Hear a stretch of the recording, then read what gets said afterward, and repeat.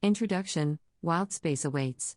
This Dungeons & Dragons adventure begins in a world of your choosing, then ventures into wild space and the astral sea. The characters navigate these environments aboard ships that can traverse vast distances by using a magical form of travel known as spelljamming.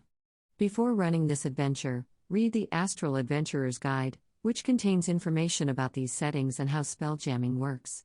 The adventure assumes the characters have no prior experience with spelljamming, but that is about to change.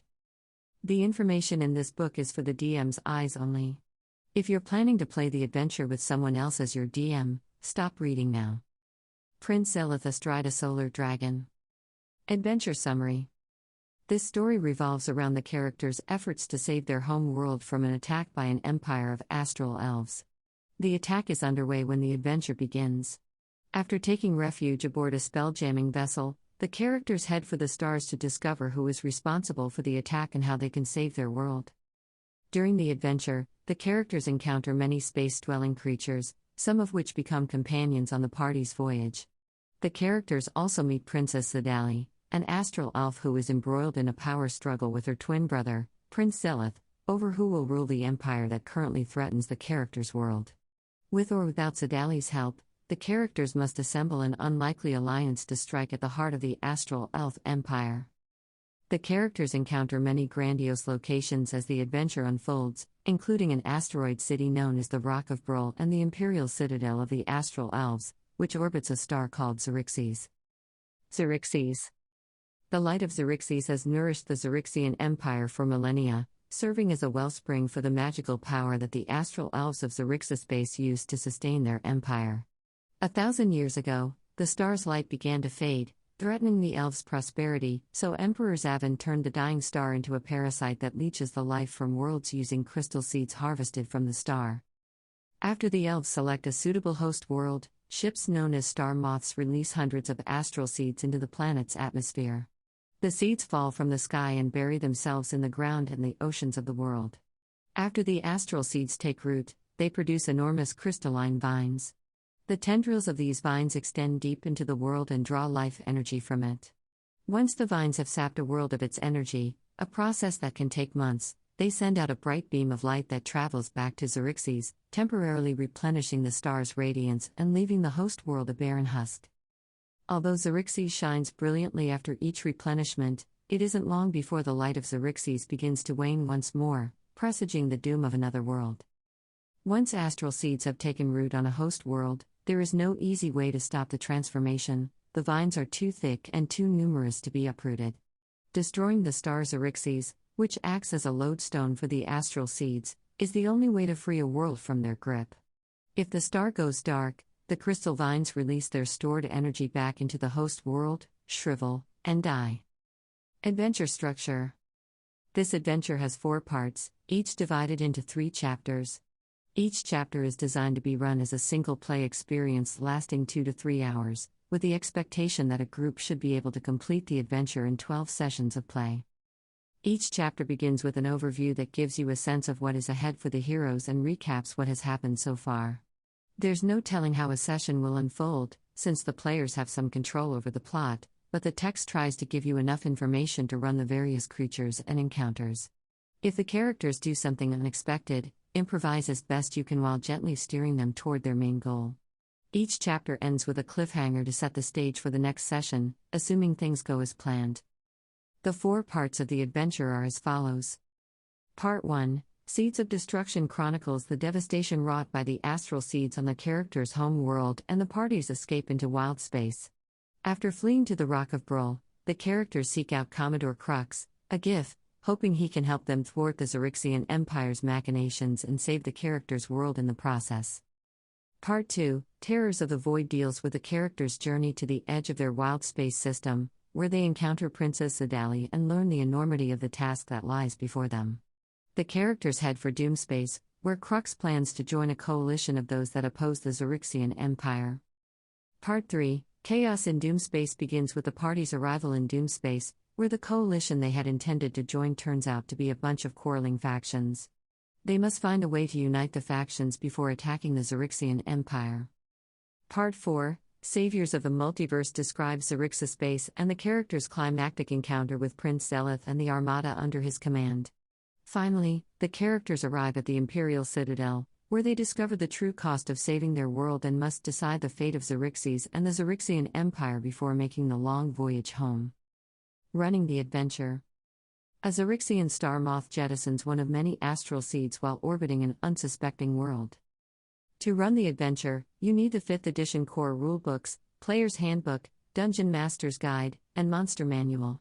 In addition, you need the other 2 books included in this product, Boo's Astral Menagerie and the Astral Adventurer's Guide.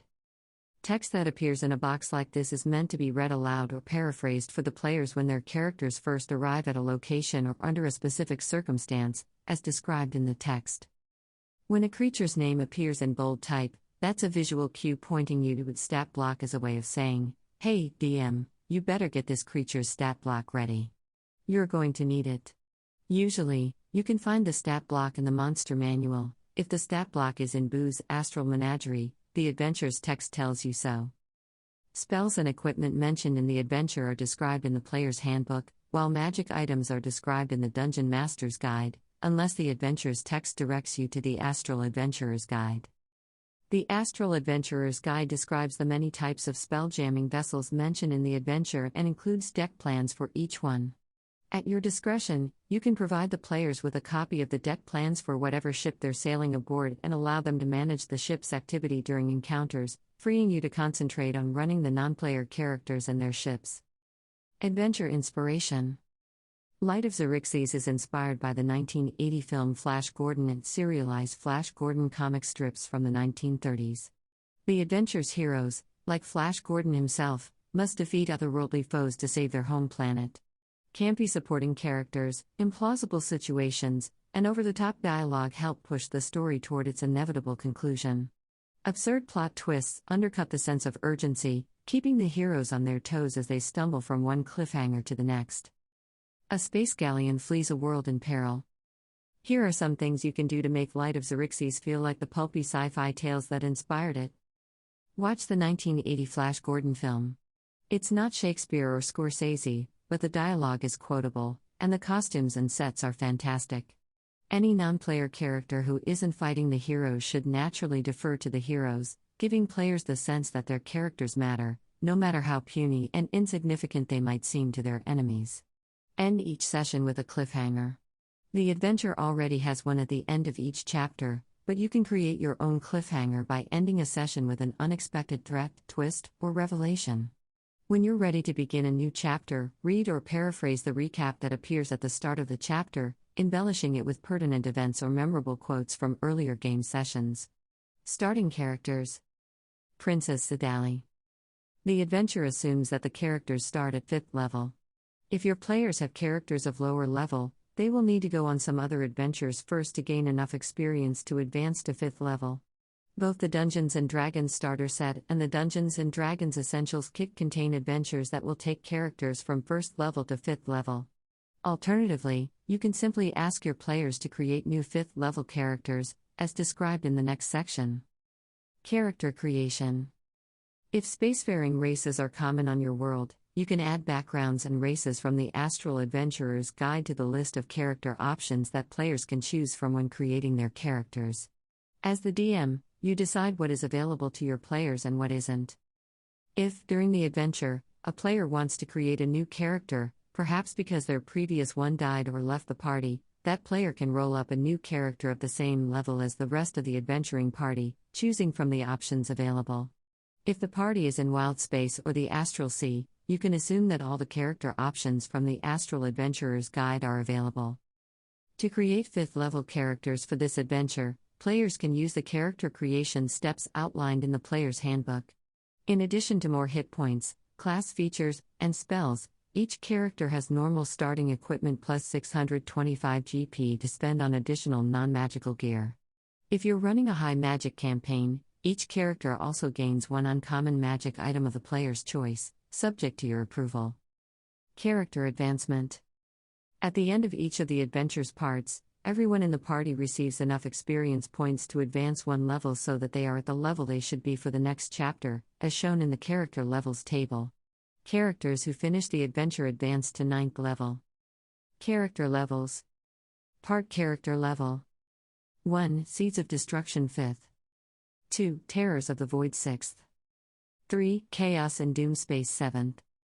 4. Saviors of the Multiverse 8th. Where to begin? The adventure begins in a coastal city or port town on a world where the characters are either seeking their fortunes or resting between adventures. Since most of this adventure takes place in wild space and the astral sea, the initial setting doesn't have much effect on how the adventure will play out. The character's home world serves mainly to set the stakes for the story. It's in danger of being destroyed. So using a world your players are familiar with works best, whether that is a published campaign setting or a world of your own creation. If you used Lost Mine of Phandelver, the adventure in the Dungeons & Dragons starter set, or Dragon of Icespire Peak, the adventure in the Dungeons & Dragons Essentials kit, to get the characters to 5th level, then Light of Xaryxis begins in the same region featured in those introductory adventures, the Sword Coast in the Forgotten Realms setting, on the world of Tyrell. The city of Neverwinter, one of several major ports along the Sword Coast, could easily be where the characters find themselves at the beginning of this adventure. All the locations the characters visit in this adventure are described in this book, and further details about the Rock of Brol are provided in the Astral Adventurer's Guide. Sidebar: using the Starlight Apparition. In addition to being a fascinating encounter in its own right, the Starlight Apparition, Cebu's Astral Menagerie, can be a useful device for you if a key non-player character meets an unfortunate and unexpected end. If, later in the adventure, the characters need a piece of information only that non-player character would know, you can have the non-player character appear in the form of a Starlight Apparition to guide the characters.